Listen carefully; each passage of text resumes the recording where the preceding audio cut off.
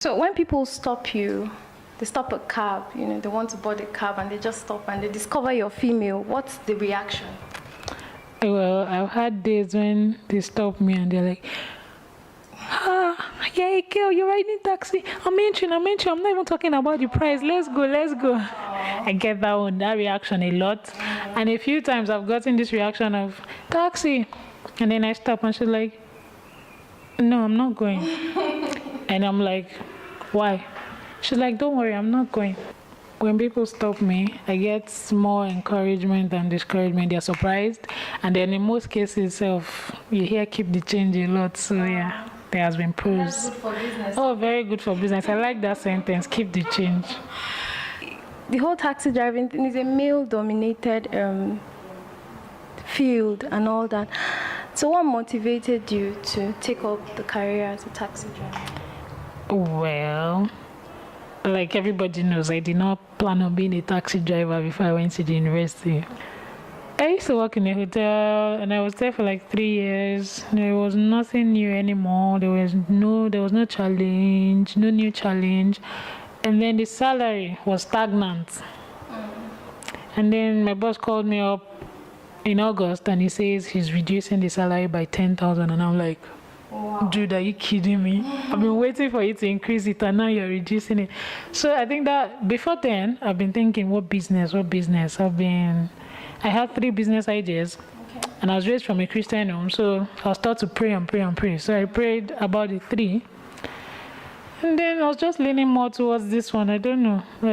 Call it divine guidance, Holy Spirit, but yeah. How about your friends from school?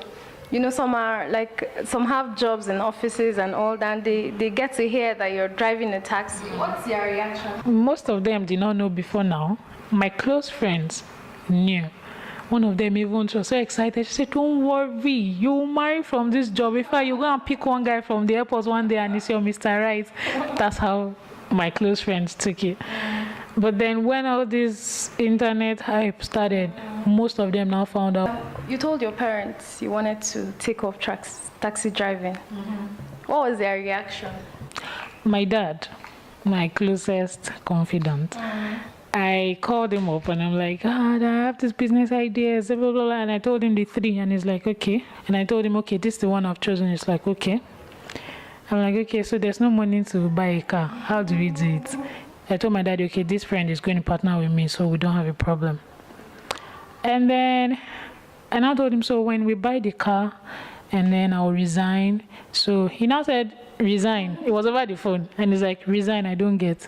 I said, no, so that I'll be driving. He's like, oh, you want to drive it? I'm like, yes. And then he goes, Omotera Asakpa.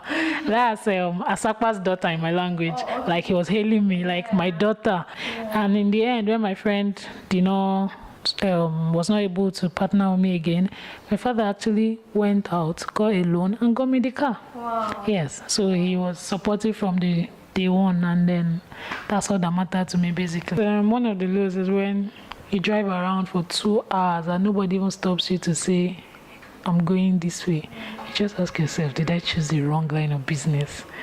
But then the highs are when you're carrying this one, you're dropping, another person is saying, I'm going here. Or you get like 3 or 4 airport runs in a day. I'm excited, super excited. So those are my highs. And then lows, when they don't allow me enter some places because I'm painted green. I get angry. That's official. Your taxi is supposed to be painted. According to the law. Maybe I read the law wrong or I heard it wrong. I lose customers. Most customers that stop me on the road for the first time and they are impressed and they want to patronize me another time. They just say, painted taxis are not allowed into my office, or something like, painted taxis are not allowed to my estates. It's not encouraging at all. So those times I feel like I've taken some precautionary measures here. I don't work at night. I close 5-ish, 6-ish. Any customer I cannot carry, I did not see from morning till 5 or 6. A customer is not for me. That's how I've told myself. Have you been asked out? Asked out? No. None of my customers. Let me try and remember. None. Yes, none. Can you marry a taxi driver? If he's educated, why not? I like education. a lot. If a guy can speak English, clean English, and he's good looking, and he knows how to dress, okay, God-fearing too, but I'm just saying these other three things. If he has these other three things, me, I will ask him out by myself. Are you serious? Yes. So, I'm an accountant, so I'm planning to get chartered. I see myself being a lecturer in the long run. Wow. Yes, so that's why we still need the education to cushion whatever it is we're doing right now. Yeah. When I started this business, I didn't plan on growing it. Honestly, I was even still carrying my CV in my car somewhere. But I sat down. When I started 1 month, 2 months, I was okay with it, but people around me were not okay with it. Even my father that was supportive. Somewhere at the back of his mind, he still hopes I get an office job, you know. So I think all of them, all their talk go in my head. So my brain was confused at some point. Before all this internet hype, I just told myself, what do I really want? Do I want to continue in this? Do I want to get a job? And I went, as usual, to God and prayed and asked, which one should I do? Because I'm confused. I like this one. I want to do this one. But people around me seem to think I'm crazy. So am I? So I think I got my answer, which is expand this. What word of encouragement do you have for young girls? I would say they should dare to be positively different. Most of us are scared of being different. That's never been my challenge. So some of these young girls out there, they have these ideas. I'm very sure I'm not the first girl that's thought of driving a car as a taxi driver. But I'm probably the only graduate that's come out to date. So be original. How do you dress? Do you dress to kill in quotes? No, I just try to dress presentable and make sure I don't smell to kill my customer. You don't smell to kill, right? Yes. Right?